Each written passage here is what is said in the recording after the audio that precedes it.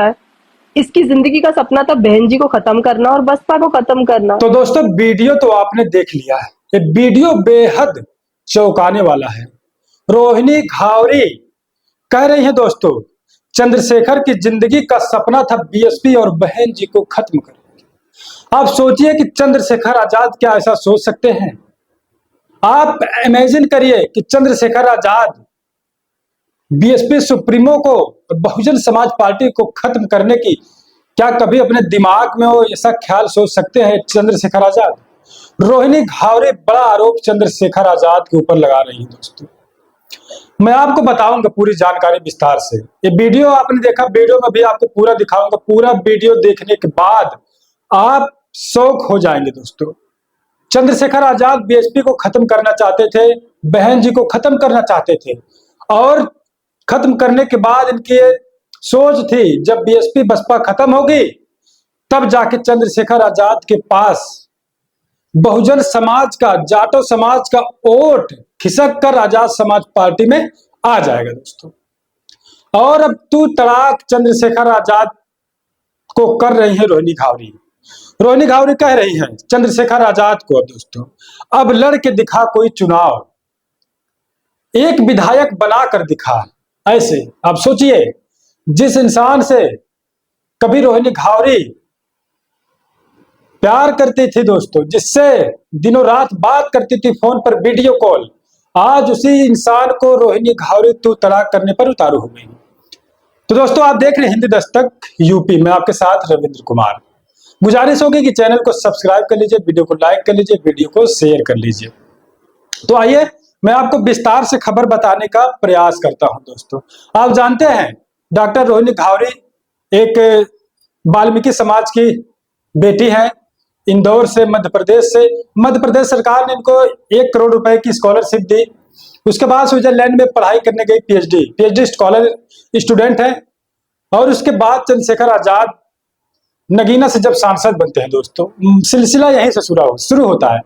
चंद्रशेखर आजाद नगीना से जब सांसद बनते हैं, उसके बाद रोहिणी घावरी कुछ दिन बाद मीडिया में दोस्तों स्विट्जरलैंड से ही वहीं बैठकर चंद्रशेखर आजाद के ऊपर इतने बड़े बड़े आरोप लगा चुकी हैं।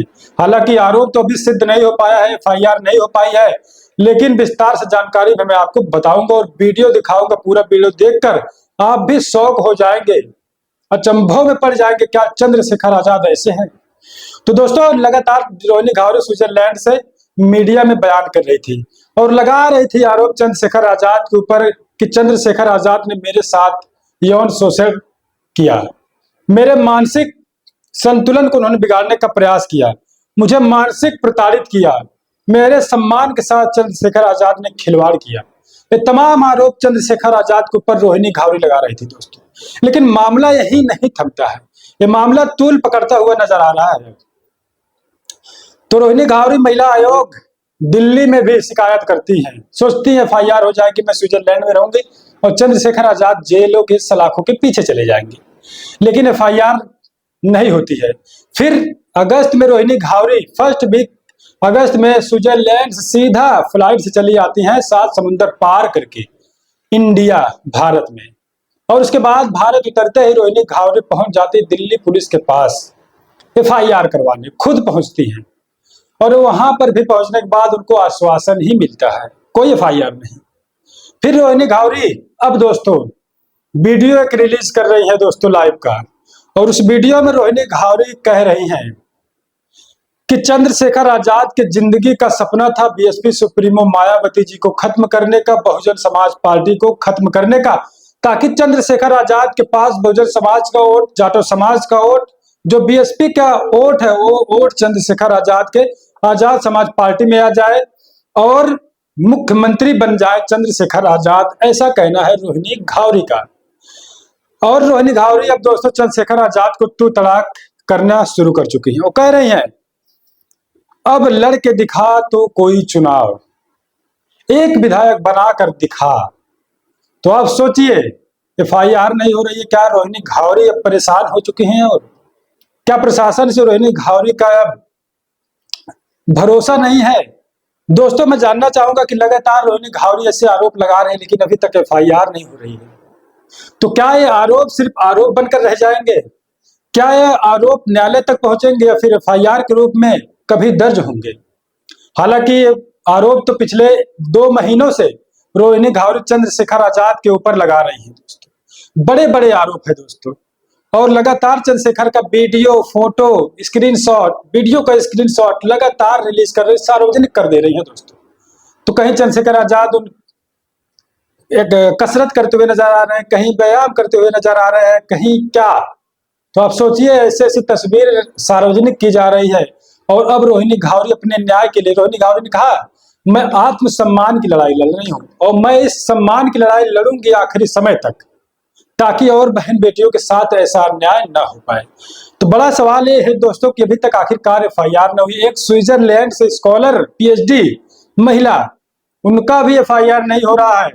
और चंद्रशेखर आजाद तो पॉलिटिकल एक आदमी बन गए, उनकी एक पकड़ है, एक चेहरा है, एक रुतबा चंद्रशेखर आजाद का है दोस्तों, संसद भवन में, पूरे देश में। तो रोहिणी घावरी अब दोस्तों क्या चंद्रशेखर आजाद का पीछा नहीं छोड़ेंगी? क्या रोहिणी घावरी अब चंद्रशेखर आजाद को क्या सलाखों को पीछे डालकर ही छोड़ेंगी?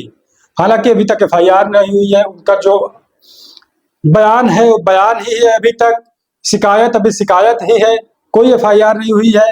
तो आप पूरे खबर पर क्या कुछ सोचते हैं? क्या रोहिणी घावरी जो आरोप लगा रही है दोस्तों, क्या एफआईआर हो जाएगी? क्या चंद्रशेखर आजाद के पास कुछ मजबूत पावर है इसलिए एफआईआर नहीं हो रही है?